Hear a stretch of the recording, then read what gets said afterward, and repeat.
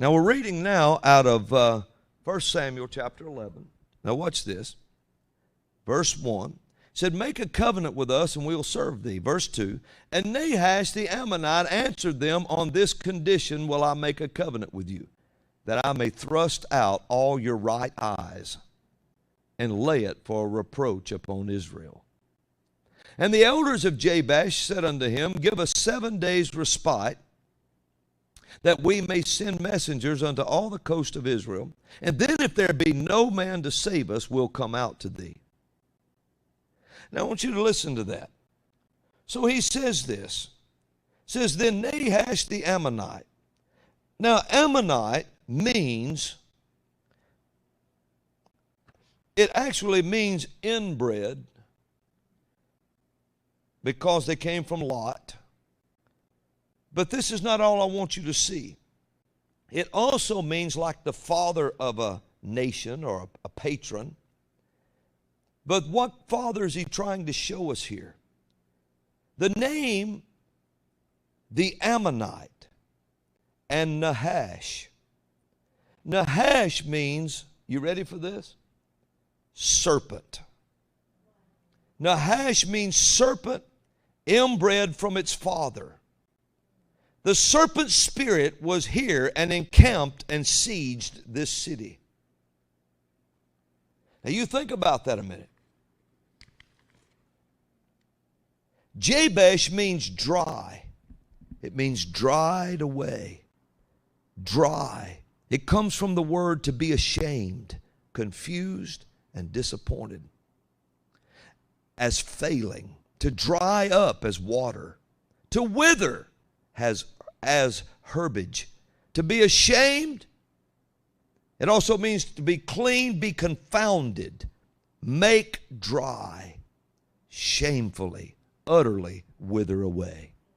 So what we're being told here is the serpent besieged the city after it was dried up and withered and ashamed. It frightened that city so much that all the men, it means the men, the frail, feeble, melancholy, desperately wicked men with an incurable sickness is mentioned. And it means woeful. They called out to the snake that had besieged their city and said, make a covenant with us and we will serve thee. And the Nahash, or Nahash, the serpent, he hissed and answered them, on this condition will I make a covenant with you, that I may thrust out all of your right eyes and lay it for a reproach upon all Israel. And the elders of the dried up, ashamed city said unto the serpent, give us 7 days respite or temporary suspension of this execution or this sentence, that we may send messengers unto all the coast of Israel, and if there be no man to save us, we will come out to thee. I hope everybody's hearing this. The favorite tactic of the enemy is to besiege a city. Now this stuff starts happening as soon as the prophets are gone. Soon as they're gone, this stuff starts. We don't want the power of the Spirit. We don't want the gifts of the Spirit. We want to be like everybody else. And then the enemy starts. Nahash means the snake, the inbred serpent, came, besieged the city. And he preyed upon them because they had become dried, frail, and feeble. And like an incurable sickness was mentioned here, woefully. And he surrounded the city, and he besieged the city until the men were so scared of that snake, they called out to him and said, let's make a covenant with you. He said, I'll make a covenant with you on one condition. You let me gouge out all your right eyes.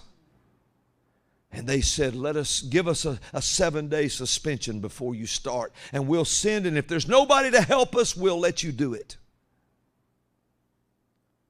Well, he obviously thought there was no help for them because he let them send messengers out for 7 days. Are you listening to me?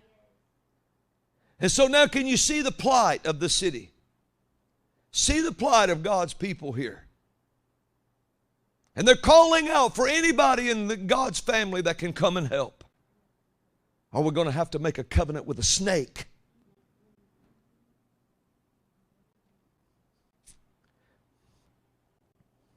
And so he was so confident and so arrogant, he let them do it. And they sent out searching. And so there they stood inside that city. Don't you know, every man looking at their family. They were all feeble, dried up. There was no power there. Oh, come on. I'm talking to the church. I'm talking to the church. I'm not talking to the world.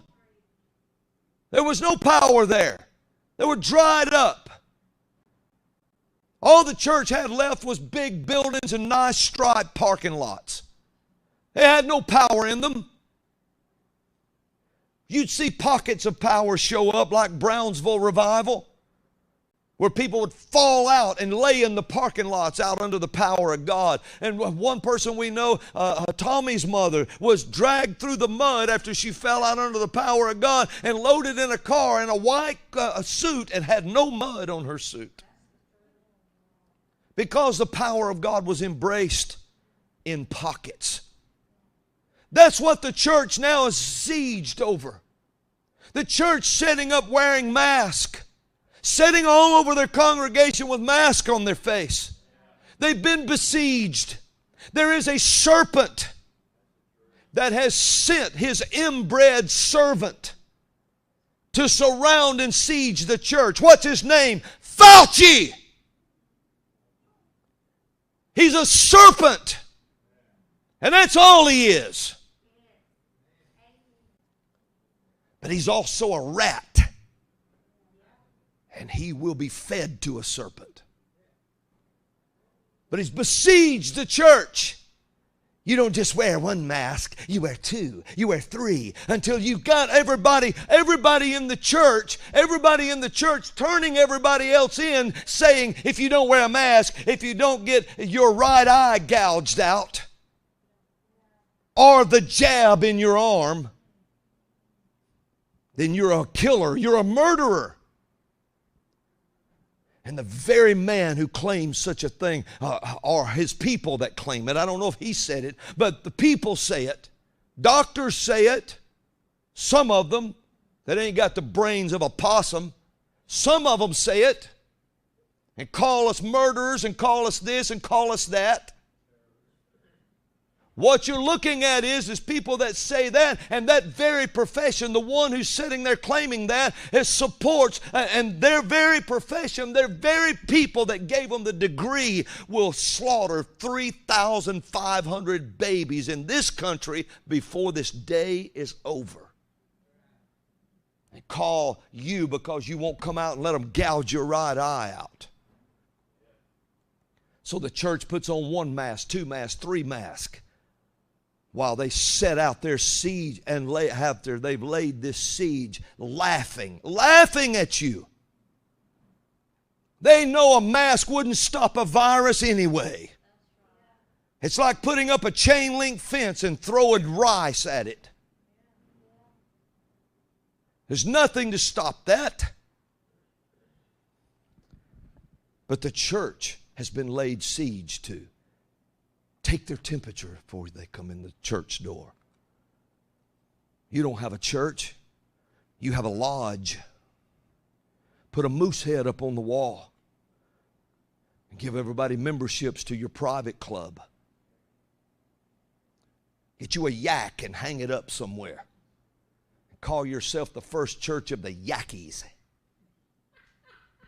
And just start because all you've got is a club. The church has been besieged. And a king won't tell you, not an earthly king. The church traded their prophets and apostles for earthly kings. And now the church is not listening to prophets, they're listening to the jab master. And all he's doing is setting out under his tent with his gluttonous ways. Hadn't you ever noticed that everybody that bids and mandates you to do something, they don't do it?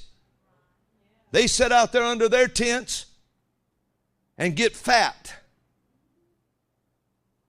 And so they besiege the church, and the church has been laid siege to, because it is the only hope. And they know it. So now you can see where the church is. It's surrounded, and we're being called to. And now the church is so scared because the banks own all their buildings. They own their lives. If the government says shut it down, everybody just locks it down on skids, man. They just come to a stop. Until the church is just going to call out. And if they can keep those ships off of the shores and keep supplies out, now the siege is becoming more Old Testament warfare, cutting off your supplies until you're almost starving. Don't you see? Surely somebody can see this. Well, brother, you're just wild and angry and shouting. Yes! I'm mad at the devil.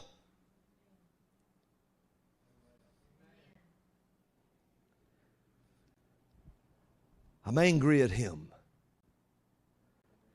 But the church, inside the church lies so much power, and they cannot see past their mask, because when you breathe, it fogs your glasses. You can't see. Don't you see what the enemy's trying to do? Now watch this close. Get your prophetic ears out and watch what's about to be said. You notice I said watch it. Hear it. See it. In your perception, get ready. It's always the enemy. Gouge the eyes out. Gouge the eyes out. Fix it where they can't see. Burn a hopeless memory into their thinking and then fix it where they can't see. So forever all they see is that memory. Then they come to G.I.A.G. That is the majority of the church. Dried up, feeble, frail, during a time of woefulness and a time of an incurable sickness.